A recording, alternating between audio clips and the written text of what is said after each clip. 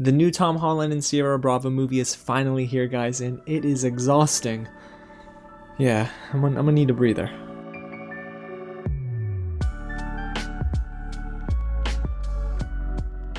What's going on, you guys? James here with another real review, and today I'm diving into Cherry, the Apple TV Plus original film that debuts this Friday. Thank you so much to Apple TV Plus for giving me an early link for review. It's directed by the Russo Brothers, Joe and Anthony Russo, and stars Tom Holland and Ciara Bravo. The movie is based off of a semi-autographical book by Nico Walker, who the film is centered around. It's Tom Holland's character in the film, and if you've read the book, you probably know what to expect, but if you didn't, let me tell you a little bit about this movie. The film follows the life of Cherry, played again by Tom Holland, and we see life through his eyes as he navigates love, life, PTSD, drug addiction, and crime.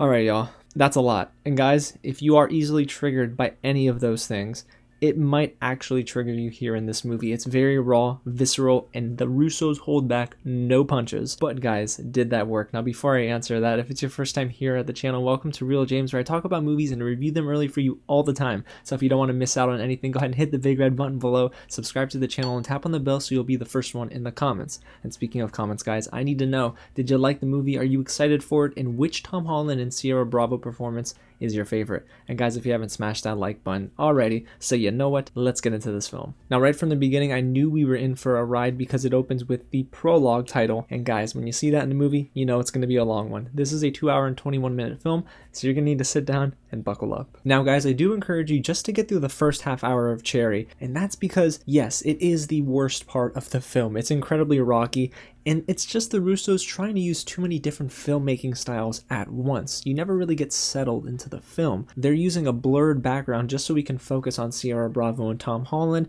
There's a lot of color correction, and then there's light that's being shown into a room, and it just looks unnatural. And at that point, I was very worried, guys, because I thought, hey, this is a film that is almost 2.5 hours, and if we're getting what we just got in the first 30 minutes, I'm gonna be disappointed. But luckily, after that rough patch, the Russo brothers and Cherry find their stride. Guys, I was fully locked into the story. This is clearly the most ambitious film yet by the Russo brothers. Joe and Anthony Russo direct their butt off, and yes, the movie doesn't start well, and it doesn't really end well. We'll talk about that in a little bit. But everything in between was just excellent. Even though they do take a lot of risks, most of them pay off. But outside of the direction, guys, I know you're probably wondering, how were Tom Holland and Ciara Bravo on screen together?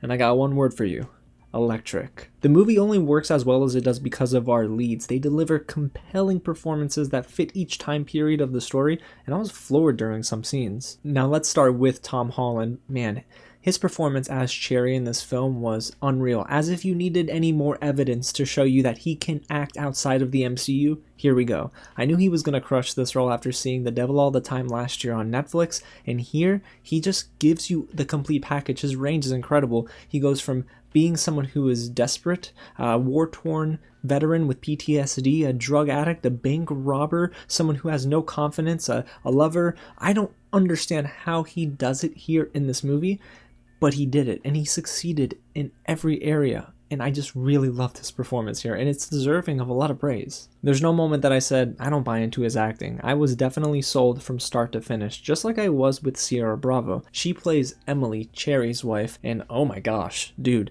there are some scenes in this movie where she just yells, she shouts at Cherry, and I was beside myself. I will be honest with you guys, this is the first time I've seen her in anything, even though I know she was in Wayne and Big Time Rush, but she just delivers an amazing performance and one that broke my heart. She grounds the film, and she also serves as the only stable person in Cherry's life. Now, I can't say too much about her character arc, but what I will say is that Cherry's lifestyle wears off on her, and then you start to see the ripple effect of what Cherry's done, what he's doing, and what he's going to do. It's beautiful storytelling, and the acting here was just aces. Now, while the acting from our leads is fantastic, I think it's worth noting that the script does work too, for the most part. While the source material does have that novel to base its inspiration off of, I still feel like writers Angela Russo Ostat and Jessica Goldberg find a great deal of dialogue to pick out and make their own for this film, and it is effective. Everything after the prologue and before the epilogue I think worked really well for this film. There's a great deal of dialogue that made me feel sick to my stomach, but again, that's the intention of this movie. And then there are moments that stuck out like a sore thumb. I feel like in scenes that they're trying to depict the habits of a drug addict, it kind of felt too on the nose and obvious. Some things they were saying didn't work, like, give me a shot, I need it now, I need to feel good. It's like, okay, I get it. That is what an addict would probably say, and it's safe to assume that everything they were saying is something that's been said before, but guys, it just felt a little too out of place. It was jarring, and it did take me out of the movie. While I appreciated the screenplay for not holding back because this movie pulls no punches, sometimes it did feel a little too elementary. Now with that being said, guys, there was a fair amount of dark humor here, and I actually liked the clever way they worked in these jokes. In any film that's as heavy as this, I always look for any bit of levity, and in Cherry, the Russos bring that to the table, like renaming Banks to The Bank or Banks F America. The F stands for something else and it ain't forgive. But even though these scenes are made to make you laugh, the Russos use it to show us that Cherry doesn't care too much about banks, doctors, or anything other than Emily. Again, it's a clever storytelling device, and I love that the Russos added that into this film. It gave it another layer and a little bit more identity to help it stand out from any other film that depicts not only drug abuse, PTSD, but heartbreak as well. And if I had to pick the strongest moment in this movie, I would say it's when Cherry was in the army. This is when we see just how brilliant Tom Holland's acting is in this film. When he's on a phone call with Emily, that's one scene that was kind of like burned into my memory because of how darn emotional it was, but it also showed that Tom Holland was bought into the role 110%. You can tell that he cared for Emily on the other end of that line. You could honestly feel the emotion bleed off the screen, and I love when movies kind of break down our characters and deliver them to us in a very raw, visceral way. And during this time of Cherry's life, there's a great deal of trauma he has to deal with, and we see exactly how this time in the army ruined his life and his marriage. Now that's not to say that the drug addiction phase of his life wasn't great. Between that and the army, I mean, both of those periods of time really just helped the film accelerate to another level. So overall, you guys, I can confidently say that there's nothing enjoyable about Cherry,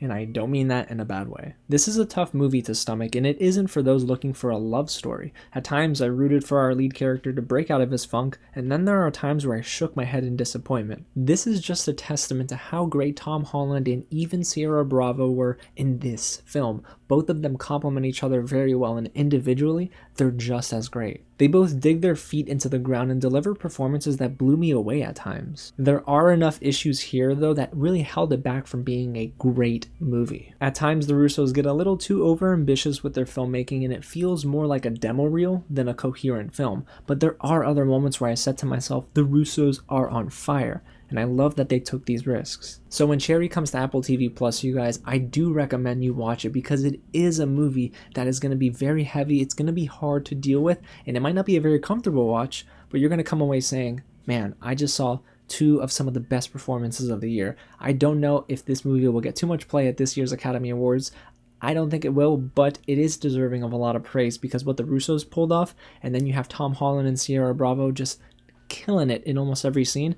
This is a movie that is pretty darn good. So there you have it, guys. That's my real review of Cherry, a movie that if I had to rate it, I'd put it in the 3.5 out of 5 star category. Not saying that it's just an average movie because there are excellent moments.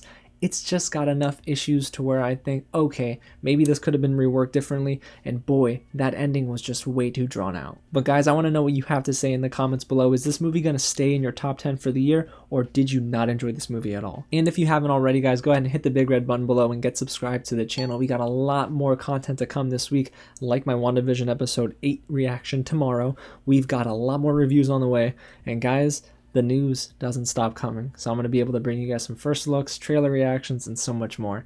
Again, guys, thank you so much for watching, and I'll catch you at the next screening.